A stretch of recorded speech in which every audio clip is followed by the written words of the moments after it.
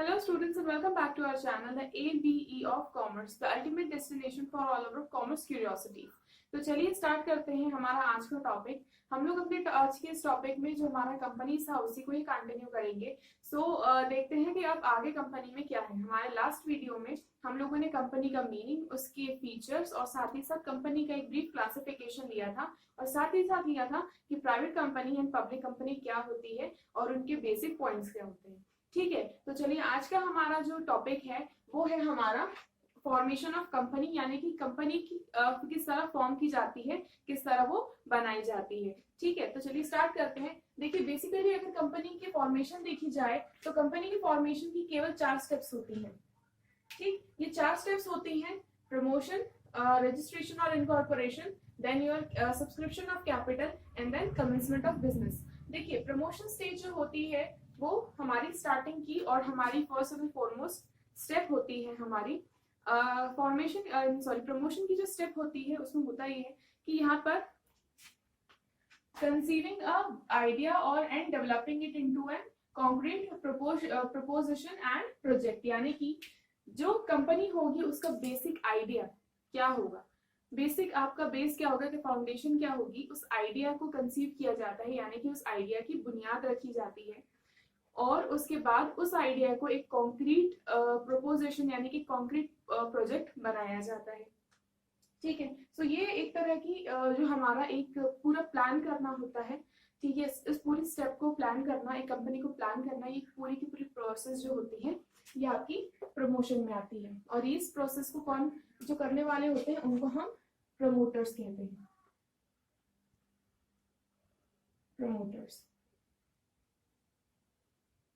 These are the promoters जो कि पूरी की पूरी हमारी प्रमोशन की स्टेज को कंप्लीट करते हैं। प्रमोशन करने वाले जो प्रमोटर्स होते हैं they can be the directors. आगे जाके वो कंपनी में एक पार्ट ले सकते हैं, नहीं लेना चाहते वो नहीं ले सकते हैं। तो बेसिक जो फाउंडेशन होती है कंपनी की वो जो आइडिया कंसीव करना और उसे एक सक्सेसफुल कॉन्क्रीट प्रोजेक्ट बनाना, एक मजबूत प्रोजेक्ट बनाना, इसकी जो प्रोसेस होती है या फिर हमारी जो स्टेज होती है इसे हम कहते हैं promotion and it is done by the promoters. Next is our registration and incorporation. Registration and incorporation का मतलब ये होता है कि जब आपने वो बेसिक आइडिया अपने आप में बना लिया उसके बाद उस आइडिया को रजिस्टर करवाना। कंपनी को रजिस्टर करवाने से हमारा ये मतलब है कि बेसिकली इसकी जितनी इंपॉर्टेंट डॉक्यूमेंट्स होते हैं इनको हमको रजिस्टर करवाना पड़ता है। कंपनी में उनकी memorandum of association, article of association, उसके बाद हमारे डायरेक्टर्स की लिस्ट क्या होगी, क्या के कौन कौन डायरेक्टर्स रहेंगे, उनका डिक्लेरेशन, हमारा प्रोस्पेक्टस, ये सारे के सारे डॉक्यूमेंट्स को हम क्या करते हैं फाइल करते हैं और इसको हमारे जो रजिस्टर्ड ऑफिस जो भी होता है अकॉर्डिंग टू अवर जो हमारा नियम है 1956 वाला इंडियन कंपनीज एक्ट 1956 और अभी 2013 हो गया है, उसके अकॉर्डिंग जो भी हमारे रिक्वायर्ड डॉक्यूमेंट्स होते हैं उनको फाइल करके हम अपनी कंपनी को रजिस्टर करवाते हैं, उनका रजिस्ट्रेशन प्रोसेस करवाते हैं। देखिए रजिस्ट्रेशन प्रोसेस के बाद जो हमारी प्राइवेट कंपनी है उसे सर्टिफिकेट ऑफ इनकॉर्पोरेशन मिल जाता है। जब सर्टिफिकेट ऑफ इनकॉर्पोरेशन मिल जाता है तो वहां पर प्राइवेट कंपनी अपना काम शुरू कर सकती है, लेकिन हमारी जो पब्लिक कंपनी है वो यहाँ पर अपना वर्क शुरू नहीं कर सकती, उसे इन दोनों स्टेप से होकर गुजरना पड़ता है। क्यों? क्योंकि जब हम प्राइवेट कंपनी की बात कर रहे हैं तो प्राइवेट कंपनी को अपने शेयर्स को पब्लिक को खरीदने के लिए इनवाइट नहीं करना पड़ता, उसे हमारा मिनिमम सब्सक्रिप्शन जो स्टेज होता है उसे फॉलो नहीं करना पड़ता। दैट्स व्हाई एक प्राइवेट कंपनी जो है अपना बिजनेस स्टार्ट कर सकती है after getting the certificate of incorporation. Certificate of incorporation and अब ये हो गया सर्टिफिकेट, यहाँ पर आ गया आपका इनकॉर्पोरेशन। इसके बाद जो नेक्स्ट स्टेप होती है वो होती है हमारी सब्सक्रिप्शन ऑफ कैपिटल, यानी कि जब आप कैपिटल को सब्सक्राइब करवाते हैं। कैपिटल सब्सक्रिप्शन का मतलब ये होता है कि आपको आपकी मिनिमम सब्सक्रिप्शन की जो स्टेज होती है, यानी कि मिनिमम कैपिटल आप लोगों की जो मिनिमम कैपिटल की जो स्टेज होती है आपको वो वहां पर क्रॉस करनी होती है। इसका मतलब ये होता है कि कंपनी की वहां पर जो भी आपकी अकॉर्डिंग टू योर साइज जो भी कंपनी होती है उसकी जितनी पेड अप कैपिटल होनी चाहिए, जो मिनिमम सब्सक्रिप्शन आपका आपने वहां पर शो किया है उसके हिसाब से आपके पास उतनी कैपिटल होनी चाहिए। और उस कैपिटल के आपकी मिनिमम सब्सक्रिप्शन के बाद you can get the commencement of business. Business commencement का सर्टिफिकेट होता है, certificate of commencement of business. Certificate of commencement of business यानी कि ये सर्टिफिकेट आपको मिनिमम सब्सक्रिप्शन स्टेज के बाद मिलता है। इसके थ्रू, इसके बाद ही आप बिजनेस को कमेंस कर सकते हैं। कमेंस करना मीन स्टार्ट करना, कि आपको बिजनेस स्टार्ट करने की परमिशन यहाँ पर मिलती है आफ्टर गेटिंग दिस सर्टिफिकेट। इसकी भी कुछ फॉर्मेलिटीज होती हैं कि कंपनी की फर्स्ट बोर्ड ऑफ डायरेक्टर्स की मीटिंग होगी, किस तरह होगी, क्या होगी, सारे के सारे डॉक्यूमेंटेशन हैं या नहीं, क्या क्या हमारे रूल्स एंड नॉर्म्स रहेंगे, वो सारी की सारी चीजें होती हैं इसके अंदर। ठीक है, so basically these were the 4 stages, 4 steps. First आपका होता है promotion, next is your registration और इनकॉर्पोरेशन। प्रमोशन स्टेज में हम आइडिया को कंसीव करते हैं, हमारा जो बेसिक आइडिया होगा क्या होगा हम उसे लेते हैं, उसे एक अच्छा एक सॉलिड हमारा प्रोजेक्ट बनाते हैं, उसके ऊपर फिर काम होता है। जब हम रजिस्ट्रेशन स्टार्ट करवाते हैं, रजिस्ट्रेशन स्टेज में या इनकॉर्पोरेशन स्टेज में हम जितने भी रिक्वायर्ड डॉक्यूमेंट्स हैं हमारे उन डॉक्यूमेंट्स को हम क्या करते हैं, वहां पे फाइल करते हैं हमारे रजिस्टर्ड ऑफिस में according to our requirement, according to the rules and regulation as per the law. जो हमारा इंडियन पार्टनरशिप एक्ट 1956 है उसके अकॉर्डिंग जो भी हमारे रिक्वायर्ड डॉक्यूमेंट्स होते हैं हम उन्हें यहाँ पर फुलफिल करते हैं। Next is our subscription of capital, यानी कि जो मिनिमम सब्सक्रिप्शन होता है वो हमें फुलफिल करना होता है। Minimum subscription means minimum capital, आपके कितने लोगों ने किस तरह से सब्सक्राइब की वो अमाउंट तक आपको पहुंचना होता है। Then you will go for the certificate of commencement of business. ये पब्लिक कंपनी के लिए होता है। यहाँ पर आप बिजनेस स्टार्ट करने के लिए आपको इस सर्टिफिकेट की जरूरत पड़ती है। वो आपकी ये जो 4 स्टेजेस से होकर आप गुजरते हैं तब आपको ये 4th स्टेज पे मिलता है। When it comes to the private company, private company की सर्टिफिकेट ऑफ इनकॉर्पोरेशन ही सफिशिएंट है, इसके बाद वो अपना बिजनेस स्टार्ट कर सकते हैं। ठीक, जहां पर हम बात करने वाले हैं हमारे कौन कौन से वो इम्पोर्टेंट डॉक्यूमेंट्स हैं कंपनी के जिनकी हमें रिक्वायरमेंट होती है। वो कौन कौन से डॉक्यूमेंट्स होते हैं जो हमारे कंपनी में हमारे लिए रिक्वायर्ड होते हैं, जो कि हमारी कंपनी के one of the most important part होते हैं। So the next are the important documents in our company. Okay, so जो हमारा नेक्स्ट टॉपिक है वो है हमारा मेमोरेंडम ऑफ एसोसिएशन, यानी कि पार्षद सीमा नियम। देखिए, memorandum of association is said to be the most important document of the company, यानी कि जो हमारा मेमोरेंडम ऑफ एसोसिएशन होता है वो कंपनी का सबसे इंपॉर्टेंट डॉक्यूमेंट माना जाता है और इसे कंपनी का चार्टर भी कहते हैं। क्यों कहा जाता है इसे चार्टर? क्योंकि भाई मेमोरेंडम ऑफ एसोसिएशन में कंपनी की बाउंडेशंस होती है, कंपनी की लिमिट्स क्या है, वो कहाँ तक अपने आप को अपने उसकी लिमिटेशंस क्या है, उसकी क्या वर्किंग रहेगी, उसकी फंक्शनिंग क्या रहेगी, वो एक पूरा का पूरा एक लिमिट बनाकर कंपनी को देता है। That is why memorandum of association is said to be the most important document of the company. इसे कंपनी का चार्टर भी कहा जाता है। देखिए, यहाँ पर मैंने इस चीज को मेंशन किया है, most important document of the company. Then it is the charter of the company describing the fundamental conditions upon which alone the company can be incorporated. यानी कि वो सारी की सारी फंडामेंटल कंडीशंस को बताता है जिसके ऊपर कंपनी इनकॉर्पोरेट होती है या रजिस्टर्ड होती है, यानी कि बेसिकली कंपनी की जो भी हमारी बेसिक कंडीशंस जिनके ऊपर हमारी कंपनी क्या करेगी, वर्क करेगी, इनफैक्ट कंपनी स्टार्ट करेगी। ठीक है, स्टार्ट होगी, स्टार्ट से लेकर बेसिक कंडीशंस तो सारी की सारी आपकी मेमोरेंडम ऑफ एसोसिएशन में होती हैं। ठीक है, सो देख लेते हैं इसकी कैरेक्टरिस्टिक्स। देखिए, it defines the objects and limitations of the company. Company के क्या ऑब्जेक्ट्स रहेंगे, यानी कि क्या उसके उद्देश्य रहेंगे, और कंपनी की क्या लिमिटेशंस रहेंगी, यानी कि क्या बाउंडेशंस रहेंगी। बेसिकली कंपनी आपकी जो मेमोरेंडम ऑफ एसोसिएशन होता है वो कंपनी को यहाँ पर क्या दे रहा है, वो बाउंड्रीज दे रहा है जिसके अंदर कंपनी की वर्किंग होगी। ठीक है, इसके बाहर नहीं जा सकती। ठीक है, अगर कंपनी का कोई भी काम है तो वो इसके बाहर नहीं जाएगा। वो क्या कर रहा है, एक तरह की आपको लिमिटेशंस प्रोवाइड कर रहा है कि आप यहाँ इसके अंदर किस तरह काम करेंगे, इसके बाहर आप नहीं जा सकते। ठीक, next it defines the relationship between company and the outside world. भाई जो आपका मेमोरेंडम ऑफ एसोसिएशन होता है उसमें आपका एक बेसिक उसका काम ये होता है कि वो क्या करता है, कंपनी और आउटर वर्ल्ड यानी कि कंपनी जिन जिन लोगों से कांटेक्ट में आएगी उन सब के बीच के रिलेशनशिप्स को डिफाइन करता है कि अगर हमारी कंपनी की किसी के साथ डील करेगी तो किस तरह डील करेगी, उसमें क्या क्या पॉइंट्स रहेंगे, क्या क्या रूल्स एंड रेगुलेशंस रहेंगे, वो सारे के सारे आपको मेमोरेंडम ऑफ एसोसिएशन बताता है। नेक्स्ट कंपनी की फंडामेंटल कंडीशंस बताएगा। फंडामेंटल कंडीशन से हमारा मतलब ये है कि भाई काम करने की क्या कंडीशंस होंगी, ठीक है, किस तरह से काम हमारा रहेगा, यहाँ पर हमारी working rules and regulations, liabilities, capital किस तरह काम करेगी, वो फंडामेंटल यानी कि वो बेसिक, वो फाउंडेशन जो हमारे कंडीशंस रहेंगी, हमारे बेसिक्स, उनको क्या करता है, डिफाइन करता है। नेक्स्ट जो है वो है आपका लाइबिलिटीज। लाइबिलिटीज मीन्स दायित्व। कंपनी की लाइबिलिटीज किस तरह रहेंगी, उनकी क्या कंडीशंस होंगी, उनमें क्या आपकी डिटेलिंग्स रहेंगी, वो सारी की सारी भी आपको मेमोरेंडम ऑफ एसोसिएशन प्रोवाइड करता है।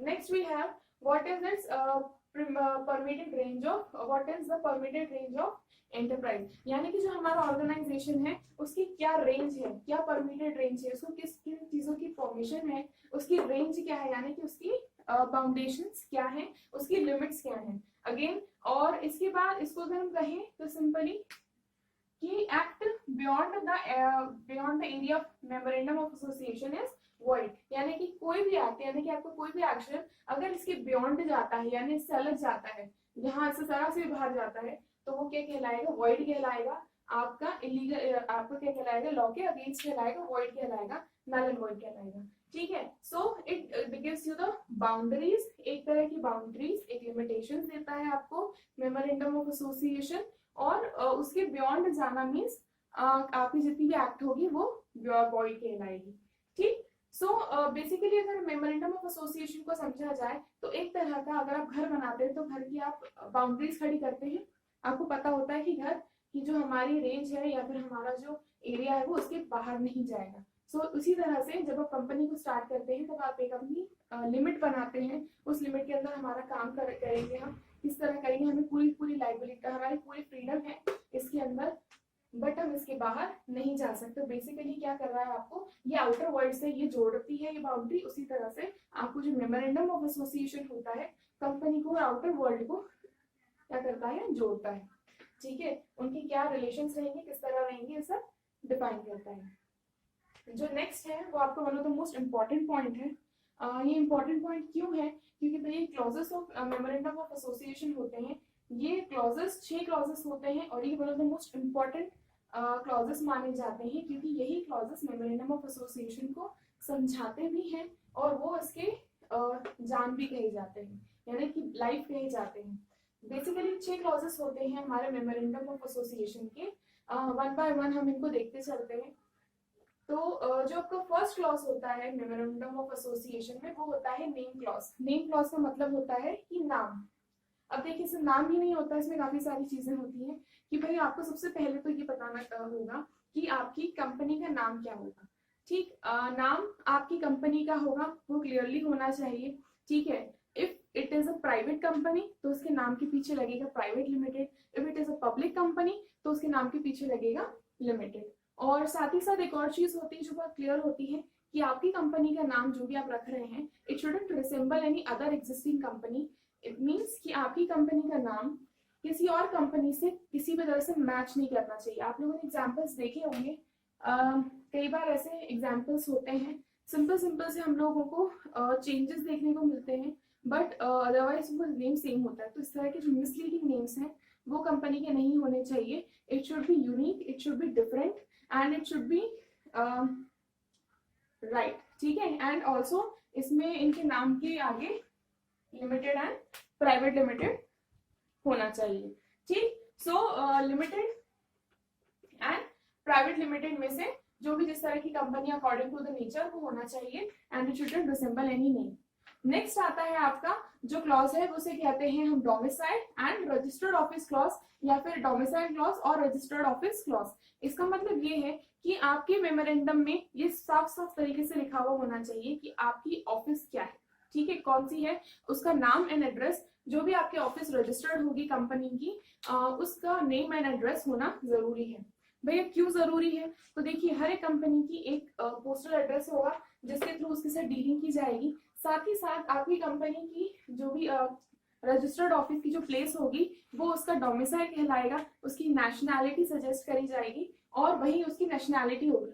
ठीक है, सो जिस तरह हमारी नेशनैलिटी है जहाँ पर हम पैदा हुए हैं वो वहाँ के हम वहाँ के उस नेशन के सिटीजन्स कहलाते हैं। उसी तरह से since company is also an artificial person, तो वहाँ पर उसकी नेशनैलिटी भी यहाँ पर होती है। तो जहाँ पर आप जिस सिटी में जिस स्टेट में आप उसका ऑफिस रजिस्टर करने वहाँ पे शो करेंगे वही उसकी उसी नेशन में उसकी नेशनैलिटी होगी। ठीक है, साथ ही साथ आपके जितने भी वर्किंग होगी, आपका जितना भी मेलिंग एड्रेस होगा वो किस काम आएगा, आपके काम करने के लिए। ठीक, आपके साथ जो भी डीलिंग्स होगी उसके लिए। The next is our liability clause. Liability means हमारे क्या दायित्व रहेंगे। कंपनी, देखिए अगर आप लोगों को याद हो हमारा जो लास्ट हमने वीडियो किया था उसमें हम लोगों ने कंपनी लिमिटेड बाय लाइबिलिटी की थी। लिमिटेड बाय लाइबिलिटी में हमारा था limited by shares, limited by guarantee and unlimited company and unlimited liability. देखिए 3 कंपनीज थी इसमें। देखिए लिमिटेड बाय शेयर से हमारा मतलब था कि कंपनी के अगर कंपनी लिमिटेड बाय शेयर्स है तो जो भी इसके शेयर होल्डर्स हैं, मेंबर्स हैं, उनकी लाइबिलिटी क्या रहेगी, to the extent of their share. उनका जितना शेयर है तो वो वहां पर मेंशन किया जाएगा कि कितना शेयर है उनका।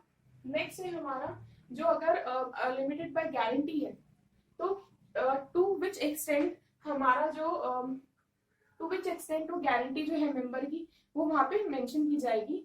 तो यहाँ पर क्या कह रहा है जो लाइबिलिटी क्लॉज कि यहाँ पर जो भी हमारे मेंबर्स की जितनी भी लाइबिलिटी होगी उसको हम डिटेल के साथ लिखेंगे, क्लियरली लिखेंगे कि उनकी लाइबिलिटी क्या रहेगी, कितनी रहेगी, किस एक्सटेंट तक रहेगी। Next is our object clause. Object clause का मतलब ये है कि हमारी कंपनी का क्या ऑब्जेक्ट है, हम क्या करना चाहते हैं। देखिए कोई भी कंपनी विदाउट ऑब्जेक्टिव नहीं स्टार्ट होती है। ठीक है, क्या काम है, उसका नेचर क्या है हमें पता होता है। इनफैक्ट हम कोई एक्टिविटी करते हैं तो हमारे पास उस चीज को करने का कोई ऑब्जेक्टिव होता है। If we are studying we have an objective, we have some dreams that we have to fulfil, that we want to fulfil actually. ठीक है, सो यहाँ पर हम कह रहे हैं what is the object of the company. Company का object क्या है, उसका नेचर क्या है।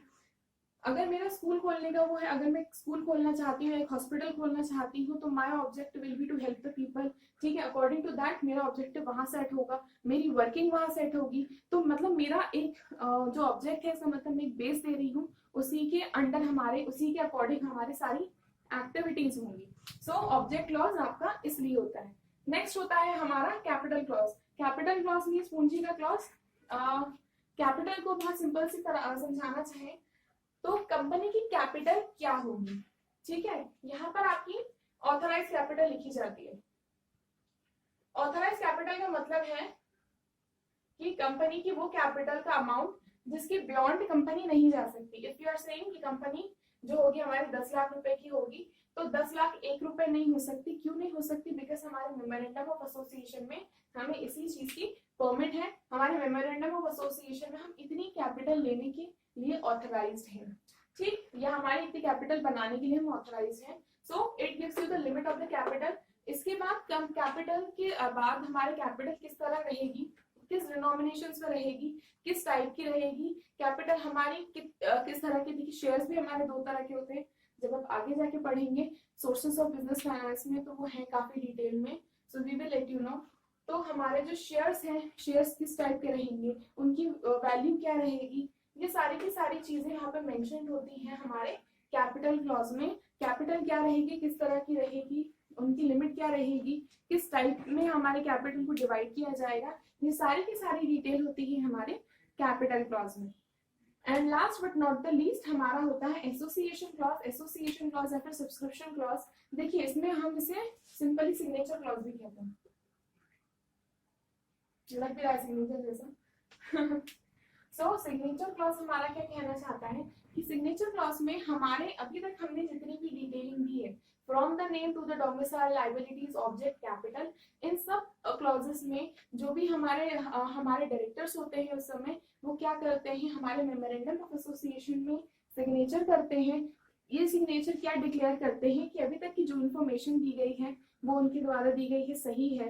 Kind of it is a kind of declaration and proof जो हमारे डायरेक्टर्स एंड मेंबर्स कंपनी के जो होते हैं वो से असाइन करते हैं और इस मेमोरेंडम ऑफ एसोसिएशन को एक्टिव बनाते हैं। ठीक है, so it is given their association clause, यानी कि कंपनी के जितने भी डायरेक्टर्स एंड मेंबर्स होते हैं उनके सिग्नेचर्स लिए जाते हैं, साथ ही साथ उनकी जितनी डिटेलिंग्स होती है, नाम एंड एड्रेस एंड एवरीथिंग, वो यहाँ पर हम लेते हैं. So basically these were the 6 clauses जो हमारे मेमोरेंडम ऑफ एसोसिएशन में होते हैं. नेम, जहाँ पर कंपनी का नाम होता है. देन अवर डोमिसाइल और रजिस्टर्ड ऑफिस की डोमिसाइल और रजिस्टर्ड ऑफिस कहाँ है, किस शहर में है, the exact address. Then we have the liability clause कि क्या लायबिलिटी रहेगी, किस सर्टेन एक्सटेंट तक रहेगी, उसकी detailings. Then we have our object clause. Object means company का क्या ऑब्जेक्ट रहेगा और उसकी वर्किंग किस तरह रहेगी. Next we have the capital clause. Capital clause means company की कैपिटल कितनी रहेगी, उनको किन डिनोमिनेशंस में, किन टाइप्स में बांटा जाएगा, किस तरह डिवाइड किया जाएगा, उनके forms. And next and sorry the last one is our association of clause और सिग्नेचर क्लॉज, इन विच जब भी हमारे डिक्लेरेशन होती है हमारे डायरेक्टर्स के थ्रू कि क्या काम होगा, उन्होंने अभी तक जो भी हमारी जो भी इंफॉर्मेशन दी है वो वो सही है, प्रूव्ड है, और उसके बाद उनके सिग्नेचर्स होते हैं उस चीज को पारित करने के लिए. ठीक है. So this was your memorandum of association. The next one is our article of association यानी पार्षद अंतर्नियम. Okay, so the next point is article of association यानी आंतरिक सीमा नियम. देखिए आंतरिक पार्षद सीमा नियम. देखिए मेमोरेंडम ऑफ एसोसिएशन जो है वो हमारी कंपनी का one of the most important document है, या फिर उसे कंपनी का चार्टर हम कहते हैं. लेकिन आर्टिकल ऑफ एसोसिएशन जो होता है उसे सेकंड इंपॉर्टेंट डॉक्यूमेंट कहा जाता है, या फिर सेकंड या फिर इसे इंटरनल चार्टर कहा जाता है, क्योंकि जहां पर मेमोरेंडम ऑफ एसोसिएशन कंपनी और आउटसाइड वर्ल्ड के बीच का रिलेशन डिफाइन करता है कि कंपनी और आउटसाइड वर्ल्ड के बीच में किस तरह से डीलिंग्स होंगी, किस तरह से उनके बीच में वर्किंग होगी. आर्टिकल ऑफ एसोसिएशन आपको ये बताता है कि कंपनी की इंटरनल वर्किंग क्या रहेगी, इंटरनल मैनेजमेंट किस तरह का रहेगा, ये किस तरह करेगा, क्या रूल्स एंड रेगुलेशंस रहेंगे. ये आपको कहाँ से पता चलते हैं, ये आपको पता चलते हैं आर्टिकल ऑफ एसोसिएशन से. सो देखते हैं शॉर्ट में से. देखिए आर्टिकल ऑफ एसोसिएशन क्या करता है, it regulates the internal management of the company. Company का जो इंटरनल मैनेजमेंट है यानी आंतरिक पूरा प्रबंधन है उसको कौन देखता है, आपका आर्टिकल ऑफ एसोसिएशन आपको बताता है, वो रेगुलेट करता है. ठीक है. और एक बहुत सिंपल सी चीज होती है जहां पर मेमोरेंडम ऑफ एसोसिएशन आपको ये बताता है कि क्या करना है. It states what is to be done. There article of association defines you how it is to be done. यानी कि जब मेमोरेंडम ऑफ एसोसिएशन कहता है कि क्या करना है, आपको आर्टिकल ऑफ एसोसिएशन ये बताता है कि काम को उस जो भी क्या करना है उसे किस तरह करना है. ठीक है. सो क्या करना है इस मेमोरेंडम ऑफ एसोसिएशन बताता है, और किस तरह करना है, how it is to be done, ये आपको बताते हैं हमारा आर्टिकल ऑफ एसोसिएशन. ठीक. अब इसके फीचर्स देख लेते हैं. भाई फीचर्स क्या है, सिंपल सी बात है कि यहाँ पर हम बात कर रहे हैं कंपनी के इंटरनल मैनेजमेंट की. तो आर्टिकल ऑफ एसोसिएशन जो है हमारे कंपनी के इंटरनल मैनेजमेंट को कंट्रोल एंड रेगुलेट करता है. यानी कि आपकी कंपनी का जो भी इंटरनल यानी कि कंपनी के अंदर की वर्किंग, अभी तक हमने देखा था अगर हम मेमोरेंडम की बात कर रहे थे कंपनी के फाउंडेशन इसने बता दी कि यहाँ तक आपको काम करना है, इसके बाहर आप नहीं जा सकते. एंड आर्टिकल ऑफ एसोसिएशन बताता है कि यहाँ पर आप इंटरनली आपको किस तरह काम करना है, किस तरह से आप अपनी वर्किंग करेंगे. नेक्स्ट है कि article of association is a subordinate to memorandum of association. यानी कि आर्टिकल ऑफ एसोसिएशन जो है वो मेमोरेंडम ऑफ एसोसिएशन को क्या करता है, सबऑर्डिनेट करता है, उसकी हेल्प करता है, उसके लिए उसका एक असिस्टेंट होता है, उसे असिस्ट करता है. ठीक है. इसके बाद आती है डिटेल. आपका जो आर्टिकल ऑफ एसोसिएशन होता है वो होता है प्रिंटेड फॉर्म में, पैराग्राफ, सीरियल नंबर, सारी की सारी चीजें आपको इसकी डिटेल्ड वर्जन में मिलती हैं. सारी की जो भी डिटेल्स होती हैं आपकी वो आपको प्रॉपर्ली डिटेल्ड एंड प्रिस्क्राइब वे में मिलती है. नेक्स्ट है आपका जो सिग्नेचर्स होते हैं अथॉरिटी के, ये भी जिस तरह article of memorandum of association आप जिस तरह से सिग्नेचर करवाते हैं एसोसिएशन क्लॉज में, उसी तरह जो भी सिग्नेटरी बॉडीज होती हैं वो इसमें भी सिग्नेचर्स करती हैं अपने विद विटनेस, क्योंकि ये भी यहाँ पर उसी तरह से एक्टिव एंड इन्फोर्स होता है जिस तरह हमारा मेमोरेंडम ऑफ एसोसिएशन होता है. नेक्स्ट है हमारा the second important document of the company, it is called the internal charter of the company. भाई सेकंड इंपॉर्टेंट डॉक्यूमेंट है after memorandum of association. Article of association is said to be the second important document of the company, क्योंकि internal management किसके अंतर्गत है, आपको पूरा का पूरा आर्टिकल में. ठीक है. क्योंकि इंटरनल मैनेजमेंट किस तरह काम करेगा, अगर आर्टिकल ऑफ एसोसिएशन नहीं है सो प्रॉब्लम आएगी. ठीक है. और इसको हम क्या कहते हैं, internal charter of the company का इंटरनल चार्टर इसे कहा जाता है, और हमारा जो मेमोरेंडम ऑफ एसोसिएशन होता है उसे चार्टर ऑफ द कंपनी कहा जाता है। अब जो है हमारे क्लॉजेस दिए गए हैं मेमोरेंडम ऑफ एसोसिएशन की तरह ही हमारे आर्टिकल ऑफ एसोसिएशन में भी 6 हमारे क्लॉजेस हैं, और इन 6 क्लॉजेस में भी काफी सारे मैटर्स हैं, इनमें सब पॉइंट्स हैं जो आपको इनको और डिटेल से समझाएंगे। ठीक है, सो स्टार्ट करते हैं हमारा। देखिए फर्स्ट क्लॉज है कि हमारे matters regarding the shares. Share से हमारा मतलब क्या बताया हमने कि जो हमारी कंपनी है, हम अपनी कंपनी के जितने भी हमारे जो अमाउंट है उसको शेयर्स में डिवाइड करते हैं। मान लीजिए जब मैंने कहा था 10 लाख रुपए, उनमें से ये 10 लाख रुपए हैं, इसको हमने कहा कि हम 100 रुपए पर शेयर के हिसाब से करेंगे, तो हमारे पास कितने शेयर हो गए, वी विल गेट 10,000 शेयर्स। ठीक है, इन 10,000 शेयर्स में से कितने हमारे किस टाइप के होंगे, फुल्ली पेड कितने होंगे, कॉल्ड अप कितने होंगे, हमारे अनसब्सक्राइब कितने रहेंगे, हमारे इक्विटी रहेंगे कि प्रेफरेंस रहेंगे। ठीक है, ये शेयर्स हमारे हैं, ये किस तरह के शेयर्स रहेंगे, शेयर्स किस तरह मतलब शेयर्स की टाइप क्या रहेंगे, किस तरह उनको हम इशू करेंगे, इशू करने का क्या प्रोसीजर रहेगा, उन्हें किस तरह स्टॉक में कन्वर्ट करेंगे, तो वो सारी की सारी डिटेल्स हमारी कहाँ आती हैं, आर्टिकल ऑफ एसोसिएशन में। ठीक है, उसके बाद आता है हमारा matters regarding meeting and notices. देखिए matters regarding meetings and notices, देखिए तो कंपनी में ढेर सारी मीटिंग्स होती हैं। आपकी स्टेटूटरी मीटिंग होती है, स्टेटूटरी मीटिंग का मतलब होता है जो कंपनी की पहली मीटिंग होती है उसके इनिशियल स्टेजेस में। उसके बाद बोर्ड मीटिंग्स होती हैं, हमारे शेयर होल्डर्स के लिए मीटिंग रखी जाती है। तो वो मीटिंग रखने का क्या प्रोसीजर रहेगा, उसमें अगर हम नोटिस देंगे तो किस तरह देंगे, नोटिस का मैटर किस तरह से रहेगा, उसका पूरा प्रोसीजर एंड वर्किंग किस तरह रहेगा, ये भी सारी की सारी जो डिटेलिंग्स होती है वो होती है हमारे आर्टिकल ऑफ एसोसिएशन में। नेक्स्ट होता है हमारा मैटर्स रिगार्डिंग पावर्स। पावर्स यानी कि किस तरह के पावर्स, जो कंपनी में पावर्स रहते हैं। तो भाई जो हमारे आर्टिकल ऑफ एसोसिएशन में ये बताया जाता है कि जितने भी हमारे कंपनी के मेंबर्स हैं, कंपनी के मेंबर्स के पावर्स किस तरह से रहेंगे, उनके वोटिंग पावर्स क्या रहेंगे, उनके वोटिंग राइट्स क्या रहेंगे, उनकी किस एक्सटेंट तक कंपनी में पावर रहेगी काम को लेके, उनकी अथॉरिटी को लेकर। तो ये भी डिफाइन किए जाते हैं आपके आर्टिकल ऑफ एसोसिएशन में। अब इसके बाद आती है मैटर्स रिगार्डिंग डिविडेंड। डिविडेंड का मतलब होता है लाभांश। जब आप शेयर्स जितने भी कंपनी के मेंबर्स होते हैं उन्होंने कंपनी के शेयर्स परचेज किए हैं। जब आपने शेयर्स परचेज किए हैं इसका मतलब आपने कंपनी में अपनी कैपिटल इन्वेस्ट की है। भाई अगर आपने कैपिटल इन्वेस्ट की है तो आप ऐसे तो छोड़ नहीं देंगे, आपको कंपनी इस पे क्या देती है, आपको सर्टेन अमाउंट वापस करती है as an interest, as an एक कंपनसेशन के तौर पे। तो वो होता है छोटा सा इंटरेस्ट। हम लोगों ने अपने बैंक अकाउंट्स में भी देखा होगा, हमको मंथली ईयरली 6 मंथली थोड़ा amount according to our amount जो हमारे पास होता है हमारे बैंक अकाउंट में, उसमें इंटरेस्ट हमको मिलता है। तो वो क्यों मिलता है कि वो अमाउंट को हम यूज नहीं कर रहे हैं, वो अमाउंट किसी और उसमें यूज हो रहा है और उसके लिए हमें क्या मिलता है, उस अमाउंट पर इंटरेस्ट मिलता है। उसी तरह से कंपनी भी आप जब अपनी कैपिटल लगाते हैं, उस कैपिटल पे जब आप शेयर्स परचेज करते हैं, कैपिटल पर आपको क्या देती है, डिविडेंड। सो इस डिविडेंड को यानी लाभांश को आपकी क्या प्रोसीजर रहेंगी, उसका पेमेंट किस मेथड से होगा, उसकी पेमेंट की प्रोसीडिंग्स क्या रहेंगी, ये सारी की सारी चीजें आपकी यहाँ पर डिफाइंड होती हैं।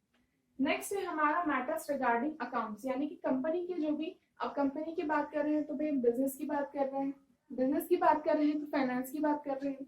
हमें यहाँ पर प्रॉपर डिस्क्लोजर रखना पड़ेगा, प्रॉपर ट्रांसपेरेंसी रखनी पड़ेगी। क्यों? क्योंकि कंपनी से बहुत सारे लोग जुड़े हुए हैं। तो कंपनी के अकाउंट्स के बारे में जब बात होती है तो कंपनी के अकाउंट्स किस तरह मेंटेन किए जाएंगे, इनके जो अकाउंटिंग ऑफिसर्स हैं वो कौन अपॉइंट करेगा, उनकी डेजिग्नेशंस क्या होंगी, उनका वर्किंग प्रोसीजर क्या रहेगा, साथ ही साथ आप कौन सा अकाउंटिंग सिस्टम यूज कर रहे हैं, ये सारी की सारी चीजों की जो डिटेलिंग्स होंगी वो भी हमको यहाँ पर हमारी देनी पड़ेगी मैटर्स रिगार्डिंग अकाउंट्स में।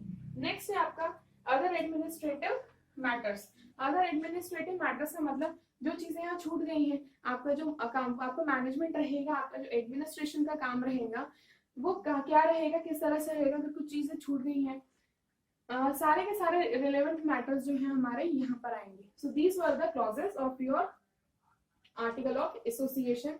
आर्टिकल ऑफ एसोसिएशन आपको ये बताता है कि काम को किस तरह करना है, where your memorandum of association says कि क्या करना है। ठीक, अब इसके बाद इसकी जो 6 हमारे क्लॉजेस थे वो थे हमारे शेयर से रिलेटेड हमारी बातें, हमारे मैटर्स जो कि मीटिंग्स एंड नोटिस से रिलेटेड थे, उसके बाद हमारे मैटर्स जो हमारे वोटिंग पावर्स एंड मेंबर्स के पावर्स क्या रहेंगी, क्या उनकी अथॉरिटी रहेगी उस पर। नेक्स्ट है हमारा मैटर्स रिगार्डिंग डिविडेंड यानी लाभांश पर, यानी कि जो कैपिटल लगाई उस पर हमें कितना किस तरह रिटर्न मिलेगा उसकी procedures.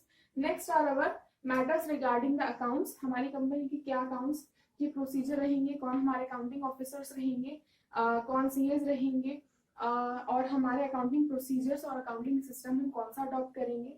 Next is our the administrative matter, जो कि हमारे बचे हुए जितने भी एडमिनिस्ट्रेटिव मैटर्स हैं उनके बारे में हम बात करेंगे। ठीक है, so these were your 6 clauses of your article of association and हमने यहाँ पर आज इनको क्लियर किया।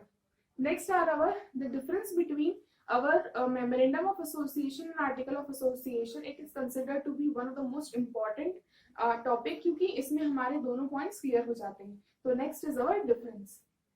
Okay, so the next point is the difference between memorandum of association and article of association. देखिए जब हमारे पास इनकी मीनिंग्स क्लियरली डिफाइन हो जाते हैं तो इनका बीच का जो डिफरेंस होता है वो बहुत इजी हो जाता है। लेकिन अगर आपको ऐसा लगता है कि मीनिंग में आपको कोई ऐसे कंफ्यूजन वाला पॉइंट है तो you can easily clear it here, जहां पर हम इन दोनों का डिफरेंस एक्सप्लेन कर रहे हैं। ठीक है, तो चलिए स्टार्ट करते हैं हमारा difference between memorandum of association and article of association. देखिए फर्स्ट आता है सब्जेक्ट एंड कंटेंट। देखिए सब्जेक्ट एंड कंटेंट आपका जो मेमोरेंडम ऑफ एसोसिएशन होता है उसमें कंपनी की फंडामेंटल कंडीशंस दी जाती हैं। उन फंडामेंटल कंडीशंस में कंपनी की बाउंड्रीज डिसाइड की जाती हैं कि कंपनी को किस तरह काम करना है, उनकी क्या कैपिटल रहेगी, क्या लाइबिलिटीज रहेंगी, उनके क्या रजिस्टर्ड ऑफिस रहेगा। ये सारी की सारी बेसिक्स एंड फंडामेंटल कंडीशंस होती हैं जो कि आपकी मेमोरेंडम ऑफ एसोसिएशन में डिफाइन की जाती है। जहां हम बात कर रहे हैं आर्टिकल ऑफ एसोसिएशन की, तो आर्टिकल ऑफ एसोसिएशन में कंपनी का इंटरनल मैनेजमेंट किस तरह से काम करेगा, इंटरनल मैनेजमेंट की क्या वर्किंग कंडीशंस रहेंगी, क्या रूल्स एंड रेगुलेशंस रहेंगे, क्या गवर्नेंस रहेगी,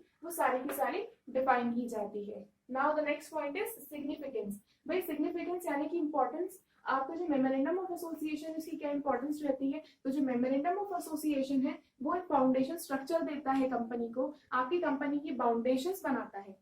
ठीक है, लिमिटेशंस बनाता है, कंपनी किस तरह से काम करेगी, जो बेसिक बेस स्ट्रक्चर का होता है वो आपको मेमोरेंडम ऑफ एसोसिएशन देता है।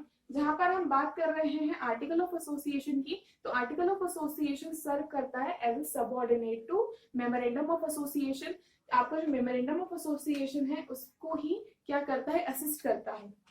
नेक्स्ट है हमारा रिलेशनशिप। मेमोरेंडम ऑफ एसोसिएशन क्या डिफाइन करता है, आपकी हमारी कंपनी और कंपनी के साथ आउटर वर्ल्ड का क्या रिलेशन रहेगा, उनकी क्या डीलिंग एंड वर्किंग रहेगी, ये डिफाइन करता है आपका मेमोरेंडम ऑफ एसोसिएशन। और जब हम बात करते हैं आर्टिकल ऑफ एसोसिएशन की, it defines the relationship between the workers, the subordinates, आपका मैनेजमेंट, आपका the directors and the shareholders, यानी कि कंपनी के इंटरनली जितने भी लोग होते हैं, जितने भी कंपनी के पार्ट होते हैं, उनके बारे में उनका रिलेशन क्या करता है, डिफाइन करता है। ठीक है, इंटरनल मैनेजमेंट के लिए। नेक्स्ट होता है गवर्नेंस। गवर्नेंस यानी कि आपको memorandum of association and article of association को कौन सी पार्टीज होती हैं जो गाइड करती हैं, गवर्न करती हैं। तो भाई जो मेमोरेंडम ऑफ एसोसिएशन होता है वो किसके गाइडेंस में बनता है, हमारा कंपनीज एक्ट के गाइडेंस में, जो हमारा कंपनीज एक्ट 1956 है, अब चेंज होकर जो कंपनीज एक्ट 2013 हुआ है, उसी के अंदर मेमोरेंडम ऑफ एसोसिएशन की क्या बनाने की क्या रूल्स रेगुलेशंस रहेंगे, किन चीजों को इंक्लूड किया जाएगा, किन चीजों की क्या डिटेलिंग रहेगी, all these things are given in our companies act. जब हम बात करते हैं आर्टिकल ऑफ एसोसिएशन की, तो आर्टिकल ऑफ एसोसिएशन की गवर्नेंस बॉडी होती है हमारा मेमोरेंडम ऑफ एसोसिएशन, क्योंकि उसी बेस स्ट्रक्चर पर हमारा आर्टिकल ऑफ एसोसिएशन तैयार होता है। अब इसके बाद आता है इनुंसिएशन। इनुंसिएशन का मतलब ये होता है कि हमारे आर्टिकल्स कह क्या रहे हैं, सॉरी मेमोरेंडम में आर्टिकल कह क्या रहे हैं। तो भाई मेमोरेंडम ऑफ एसोसिएशन कहता है what is to be done, और वही हम जब आर्टिकल ऑफ एसोसिएशन के बारे में बात करते हैं तो वो कहता है how it is to be done, यानी कि क्या करना है मेमोरेंडम ऑफ एसोसिएशन बताता है, और काम को किस और उस क्या को किस तरह करना है ये हमारा हमें आर्टिकल बताता है। Now our explainer. देखिए एक्सप्लेनर में सिंपल सा पॉइंट है कि मेमोरेंडम ऑफ एसोसिएशन आपके आर्टिकल को डिफाइन नहीं करता। आर्टिकल ऑफ एसोसिएशन को मेमोरेंडम ऑफ एसोसिएशन डिफाइन नहीं करता। वहीं पर अगर हमारे आर्टिकल ऑफ एसोसिएशन की बात की जाए तो it explains the memorandum of association, क्योंकि मेमोरेंडम ऑफ एसोसिएशन की सारी डिटेलिंग्स जो होती हैं हमारे आर्टिकल से हमें मिल जाती है। Next is our alteration. Alteration means if you want to change, ठीक है, अगर आपको चेंज करना चाहते हैं अपने मेमोरेंडम में तो you have to take the permission from the central government as well as the court, क्योंकि कंपनी का रजिस्ट्रेशन आपने करवाया है वहां पर अगर आप, क्योंकि आर्टिकल मेमोरेंडम ऑफ एसोसिएशन में ही आपकी कंपनी की पूरी बेसिक्स है, अगर आपको उसमें कुछ चेंज करवाना है तो आपको कोर्ट की एंड आपकी गवर्नमेंट की परमिशन लेनी होगी।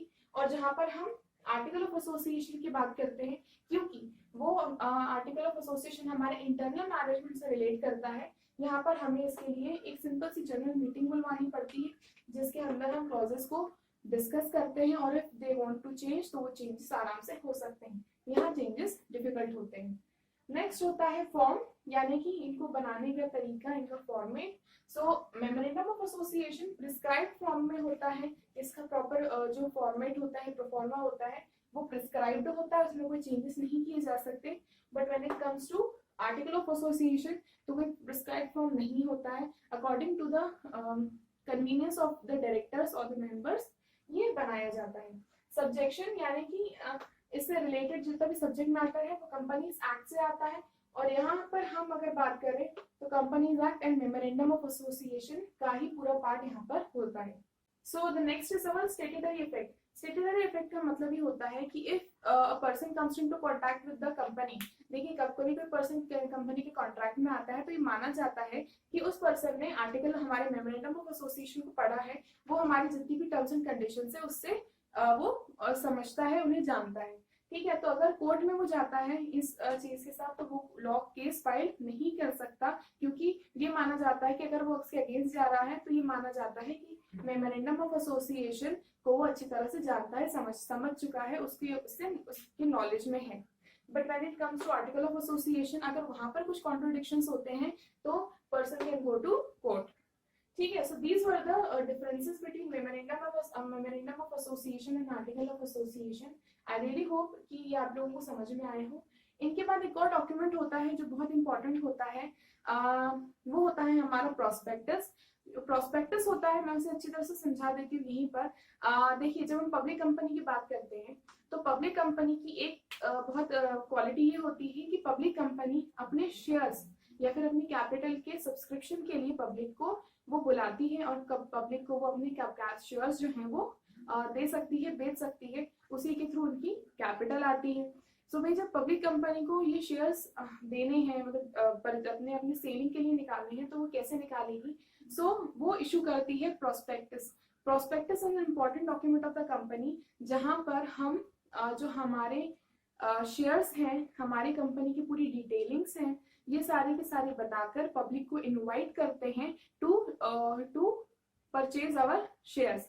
हमारे शेयर्स को सब्सक्राइब करने के लिए ये हमारी एक तरह का हमारा इनविटेशन होता है, जिसके अंदर कंपनी के सारे इंफॉर्मेशन होती है, कंपनी की जितनी भी डिटेलिंग्स होती है, यहाँ पे मेमोरेंडम ऑफ एसोसिएशन के जो क्लॉजेस होते हैं वो आप पे डिस्क्लोज किए जाते हैं, और पूरी की पूरी कंपनी की डिटेलिंग दी जाती है, so that people can know us better, और साथ ही साथ वो क्या कर सके, हमारी कंपनी के